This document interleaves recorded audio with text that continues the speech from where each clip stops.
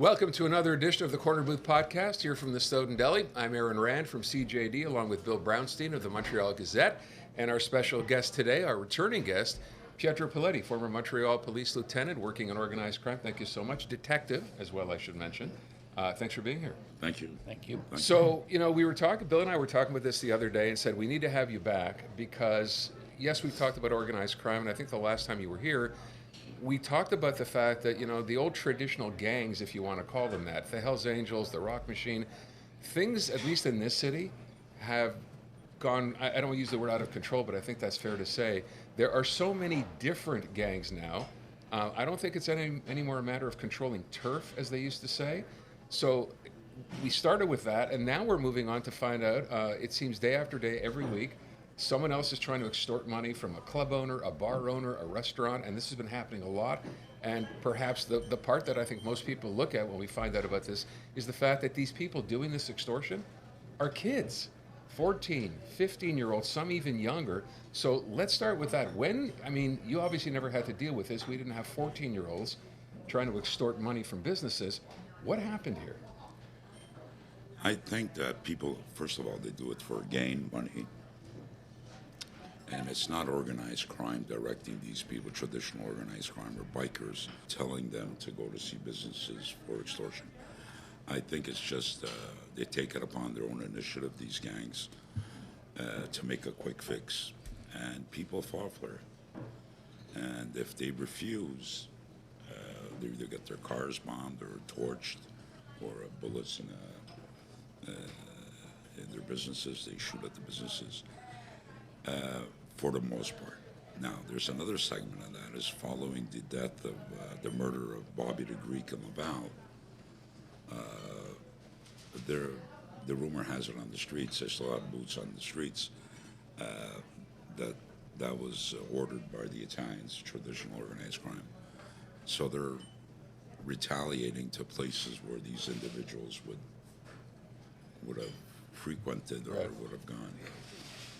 But the problem with this is that people are actually falling for that for that demand of extortion. Why? Well, they figure they can't get insured no more. Insurance skyrockets, so they rather give $2,000 or $3,000 a month to these hoodlums.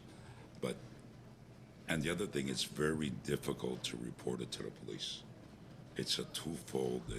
It's hard. Why is it difficult to report to police? Well, if you report a shooting at your nightclub, what happens is there's a law, a provincial law, that governs the liquor board law, basically the jure et loterie for the liquor permits. They could actually close you down because there's been violence in your club or bar. I see. Okay.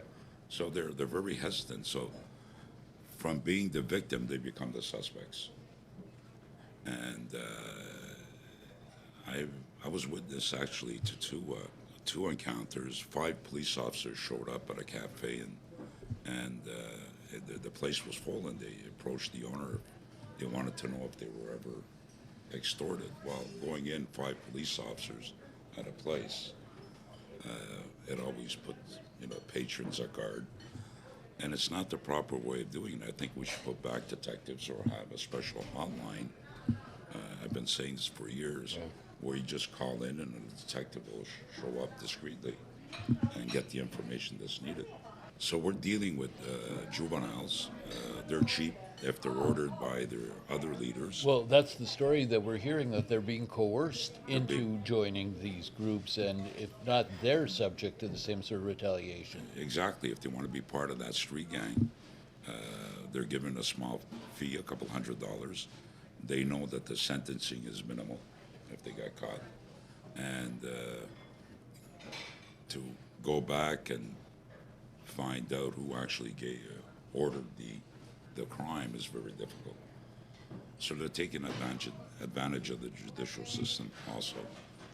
What's interesting is you say organized crime. Well, it's not organized anymore. It's totally disorganized. However, the real McCoys are just sitting back and watching the show go on. I've heard reports saying the Sicilian mafia has been destroyed or it's dismantled. One has to understand the mafia. There's different clans, 5, 6 clans operating in Montreal. So if you take out one clan like they did in the month of June, Projet Alliance, there's other 4 or 5 clans that are that are operating. A couple of weeks ago, the story about where Mr. Rizzuto was and his cohorts were forced to, shots were taken at them. They were in the prison yard, and they were moved elsewhere. I mean, you never heard a story like that before. Before, never. There's a perfect example of using a juvenile to do a crime, commit a crime to send a message. So I think 2025 was a movemented year, a lot of action for the authorities and for the public. And I think we'll see 2026 as being probably one of the worst years coming. You know, as you're describing it, I mean, we're talking about kids who were never involved, now suddenly involved, plus the crime families are still here. Are police overwhelmed? I mean, there's so much more of this than there ever was before. How do you deal with that? I think policing in Quebec, anyway, it's changing in Ontario, especially York Regional, Peel Regional, Toronto. I think we have to relook, analyze, and change the tactics. It's a very young police force, and I don't know what's going to happen. I think we'll see a lot of police chiefs leaving this year, by the end of the year, or 2026, and hopefully the mayor of Montreal will choose someone that's more operational, more repressive. But I guess I'm dreaming. But He's kept a very low profile, Fatty Daguerre. I mean, we know he's very personable. We've had him on. You know him. Aaron knows him. But yet, like when push comes to shove, he seems to disappear. Fatty's a great person, but unfortunately, he's got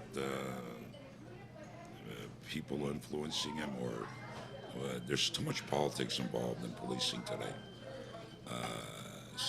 I wouldn't say maybe the word is overwhelmed. He doesn't know where to turn now. We don't see him no more for the past 2 months. He should come out and secure the public. Well, so to what you just said now, there's so much politics involved. Where is that politics coming from? Yeah. Like, what is it? Well, you brought up another interesting point.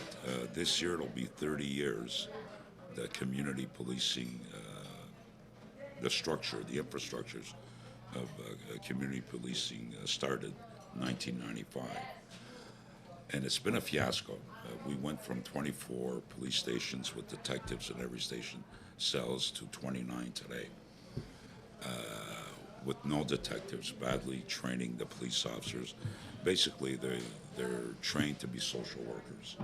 And when confronted with criminals or in a dangerous situation, they tend to freeze. And it's not their fault. They've been trained like that. So we're going to see more and more. So the next police chief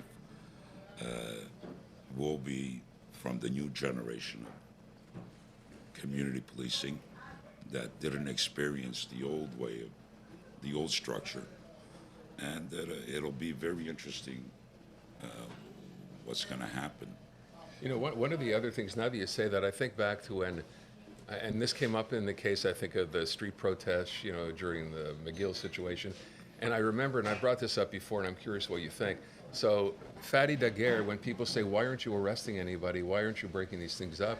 And his answer was, we are arresting people, but the problem is, once arrested, prosecutors either decide not to prosecute them, or judges, as you just said, just give them a slap on the wrist and they're back on the street.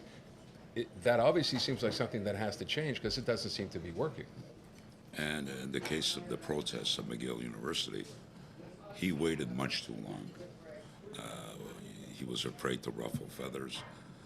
So whenever it comes to, obviously it's a constitutional right to demonstrate and manifest, but whenever there's a danger for public safety, they have to act soon, and he just waited too long. And at the end of the day, what happened, they hired a private security company to evacuate the... So I think we're living in an era where the citizens have to voice their opinion and bring back policing the way it should be done. It's interesting you bring up the fact that the current breed of cop is trained more to be a social worker. And I remember speaking to a couple of retired Station 10. You remember the old Station That's 10? right. And these guys were real. These were tough guys. And they talk and they say that they just can't believe it's not like they remember. There's a lot of bad people out there on the streets, and there's a lot of things going on in public security and all the rest. And they're just like stunned by what they're seeing. I mean, these were really hard. You know that station well on de Maisonneuve near St. Matthew, which was one of the, and downtown where they had so much crime going on. But now they say it's not the same. They're, like to your point, they're not police in that sense. I worked at Station 25 for over 10 years. It was really the community police station. It was open 24 Right. hours a day. The doors weren't locked. We had the homeless walking in. Minus 30, don't take me wrong, if there was a cell that was empty, we'd even make them sleep in a cell. They weren't being arrested. But today, police stations close at 7, for the exception of 2. 20 and 21 stay open. So we've hidden the police from the public, contrary to their notion of community policing. Right. We want to keep them hidden.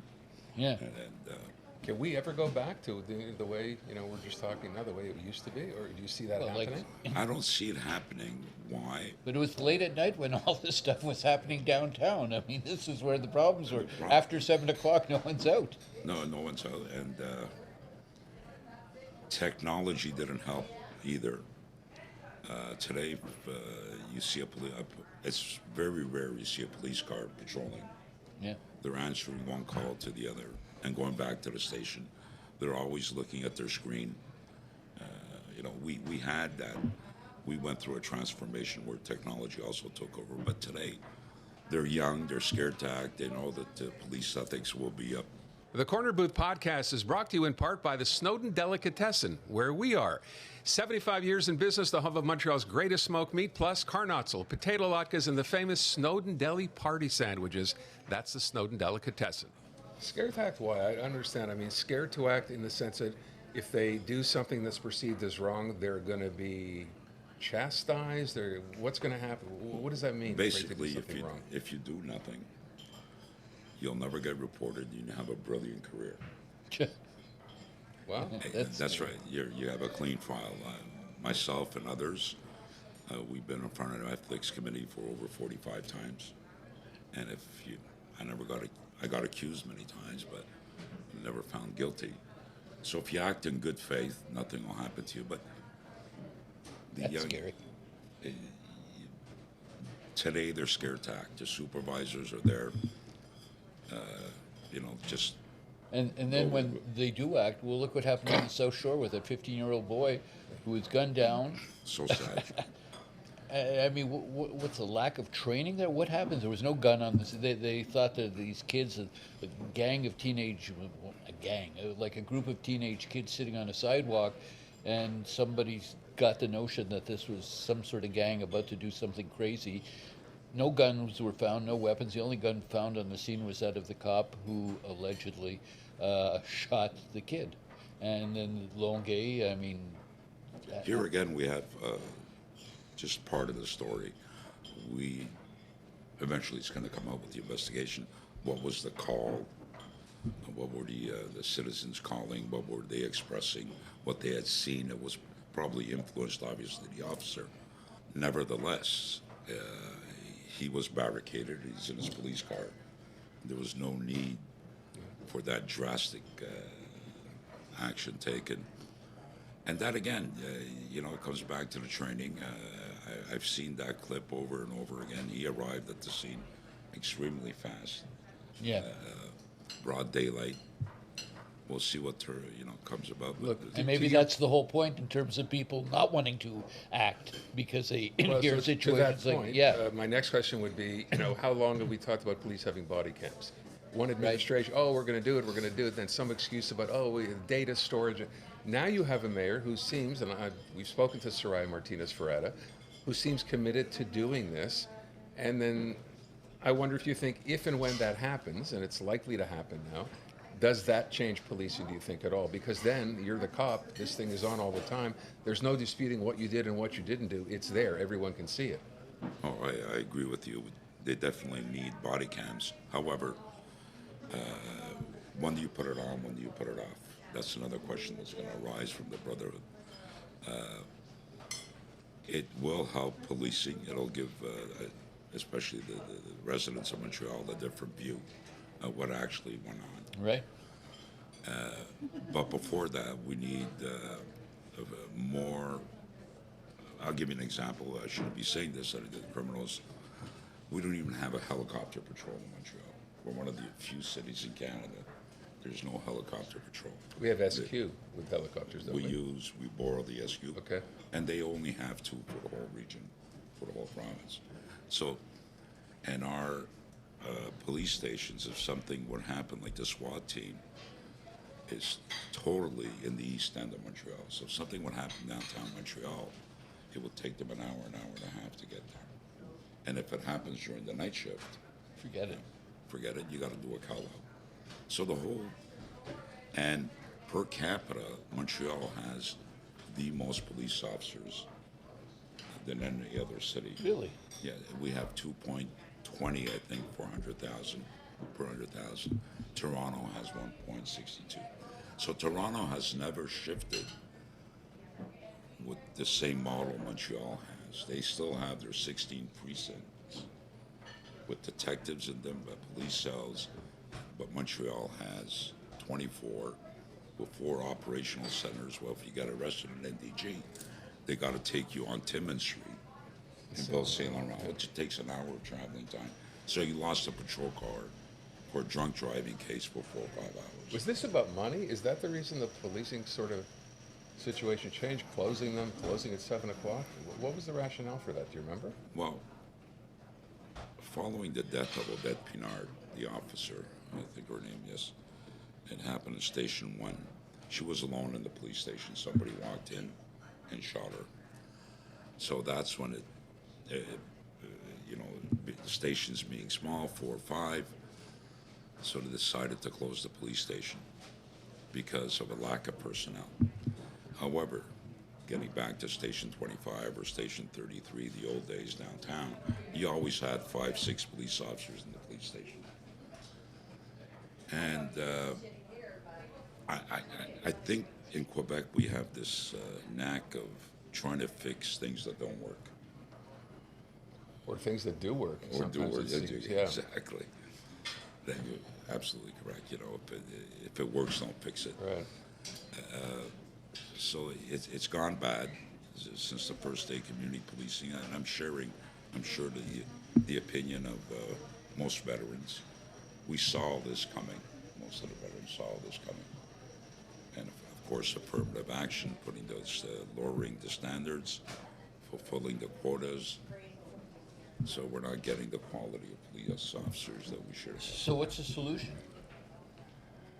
Well, I've been saying this for years. I think we should have a committee comprised of ex-judges, lawyers, journalists, overlooking police operations. An umbrella association that's overlooking police. So not someone like the BEI is investigating wrongdoing, but You brought up another interesting point. In that particular case, you have this, Montreal Police investigating and BEI investigating also.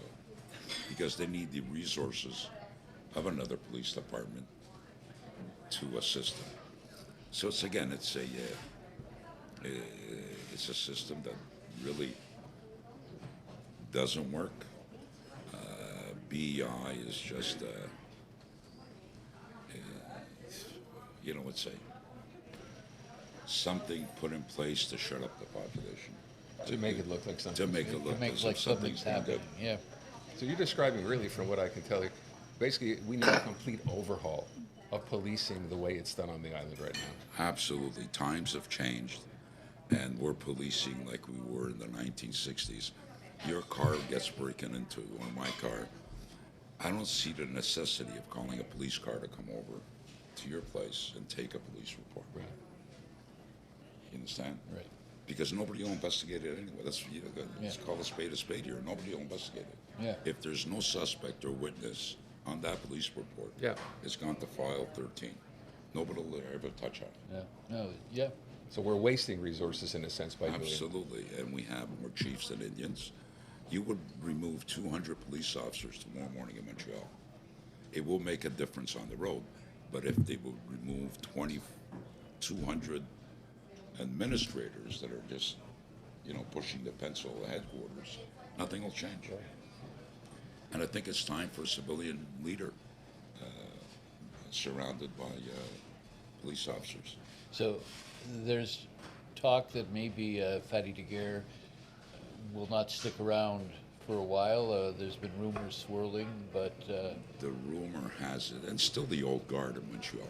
You have really people that appoint the police chief are the old guard, the old club, the old police chiefs. They really dictate who's going to be the next chief. We're seeing the police of Laval that's leaving, Pierre Brochette, and he's going to work for a major corporation, which I still don't understand. If you're a chief, why don't you remain a police chief instead of going to work for a provincial organization? So why this influence the old guard still has on the modern day policing, veterans will tell you there's reasons for it. They don't want old stuff to resurface. They want to have control. I want to go back, sort of take it back to where we started by talking about, kids now, and we call them kids, 13, 14, 15 years old being involved in crimes now, and it's happening more and more often. So what I understand is that they're being recruited online in many cases, right? On the dark web, online. Even up front, and I wonder to myself, so police obviously know this is going on. Do you think we're not technologically advanced enough to be dealing with this because we wait till after something like this has happened when we could be seeing this going on, preventing this from the get-go? Is that even doable, do you think? Absolutely. Well, they have a squad on cybercrime. Yeah. What's missing today is the communication. Even though they call it community policing, there's no interaction. Police officers, you never see them going up to a juvenile or an adult. Police officers have the right to ask somebody their name or talking to them. They have the right to refuse if they commit another. And they're scared. They're scared to act. Just a few months ago, I spoke to a police officer in Station 15 here, Station 9. And I said, why don't you walk in and have a coffee in an Italian bar? He says, we're not allowed. Why not? They're not allowed to go to certain places. So Why? their superiors don't want. They have this notion that it's dangerous. Something's wrong somewhere. Well, as you describe it, yeah, you can't walk in, have a coffee in a community. It's so just funny you wanted say to that because I know remember you. being downtown not so long ago when you knew there were undercover cops Sure. there, and the owners knew, and everybody knew, Right. and they'd walk We'd walk into in. restaurants and so on and so forth, and that was a very Well, now it's the Eclipse Squad walking in. right. Intimidating not just the people who own it, Yeah, but customers who are there, who are every- just there to enjoy dinner, Right. have a drink, and suddenly in walk 5 police officers. With And I think lunch. for some of those people who were like, you know what, I don't want to come back here. I don't want to see that happen again. I agree. I don't know why that's the case either, but that's been going on for a while now. It's been going on for a while, and Eclipse was created to fight street gangs, but at criminalized places. Restaurants downtown, when you're having supper with your wife or girlfriend, whatever. Right. You don't want to see 5 police, 6 police officers Look, with we flashlights. see a guy, I've seen this happen, Yes. actually, where a couple, or one, usually it's a couple of them, will actually walk up to someone at a table having dinner and just stand there like this Yeah, exactly. and do nothing and say nothing. And I don't understand what that's supposed to do. It's Other than intimidate, but intimidate how? Intimidating. You're not arresting anybody. you're not arresting them. You're just telling them, okay, we're here. We're all. And we know you're here. And they're that's not the going to be greatest thing. doing. They're not there doing anything Exactly. nefarious. Right. Exactly. But in the old days, we're talking about they'd go to clubs where, let's say, they weren't with families. We'd walk crime in, people and we were obliged. Right. During our shift, we had to visit 2-3 clubs. where crimes might happen. Well, Like- crimes, right? Just a social visit. Hi, Right. How are you? and Not with the wife and kids. not with the wife and kids, Yeah. obviously. So things have, and another important factor, most of the police officers don't live in Montreal. That's right. Most part live outside the island. They weren't born and raised in Montreal. They come from the regions. They know nothing about Montreal. By the time they get to know Montreal, They're retired. they're retired. So it's a major problem. We have to do it. I'd like to turn a rehaul. I want to say a public inquiry, an inquiry on policing. The mayor, she's a great person. I hope she'll change things. But when it comes to policing, nobody dares touch it. The brotherhood is very powerful, and there's no politician that'll. Not even provincially, it's out of the No, they provincial will realm. never go after the. Well, okay, that's comforting to know that after all this, things are not good, they're not getting better, and you're not hopeful that they will get better. Well, let's keep a positive. You know, it's Where's the positive part? Yeah, Pietro? where's the I'm sorry, I didn't catch that part. Well, we'll see in the near future Okay. who they you know, name. I watch all these cop shows on TV, like a Chicago PD or a Law and Order or SVU, and you get a totally different sense of police work. They're on the ground and they're fighting. It's not the reality. Make believe theater. Yeah, exactly. You know, I saw an intervention on social media, 5 police officers in the metro for homeless. Yeah. You see that more and more, and I see it all the time. I live in the southwest borough, and you see that. I said, why? The 5 police cars would. Well, much easier targets, obviously. It's just this fear. Let's have witnesses around us, Yeah. so we won't get charged. And then again, we've. I always defend the men in blue. With they're prohibiting them from doing random checks. I spend most of my time in Europe, 5-6 months a year, and it's normal in France and Italy. A police officer pulls you over, ID, please, driver's permit. Let us not forget, driving is a privilege given by the government if you pass the qualifications. But so I don't see this big hoo-ha of being pulled over. But here, Except of if course, you're driving here, of while course, black. it's completely different, Yeah, right? right. That's right. Here it's like, what do you want? I don't have to show you my ID. Exactly. It's my right, and you think that's actually But working. who against did they stop here the majority of times? You know what? When I was trained, and all police officers trained, what would a reasonable family man think? If it's 3 o'clock in the morning, and somebody's driving a rented vehicle, and there are 4 people inside, and the car was rented by a female, driven, and driving around Hampstead, let's say, or Mount Royal, it's kind of suspicious. Right. It's kind of suspicious. I think the police should pull that. And are you saying now, describing that situation, they would not? They would not. They would not. I know. Getting back to the arsons, officers, these individuals go burn throw or shoot at a store, at a display, whatever. They're still driving around the city of Montreal. Nobody sees them. They probably do see them, but just turn their head. And Fatty Daguerre, the first thing he did is that if officers had seen a witness or saw somebody driving a stolen car, turn your head, let it go. That was a directive. So we're living in a very delicate era. Strange times we are. We got to wrap up. Pietro, I want to thank you so much for coming. Thanks, as always. And anti-Semitism, I'd like to touch Yeah. on that. Well, go ahead. I think people have to be vigilant, the Jewish community, and report, please, any suspicious behavior. And Montreal is a city in North America with most anti-Semitic acts, and we're taking it a bit too lightly, and they must report any and insist that they want a police presence. All right, we'll leave it at that. Yeah. Thank you. I want to thank you very much for watching this edition of the Quarter Booth Podcast. We'll see you again soon.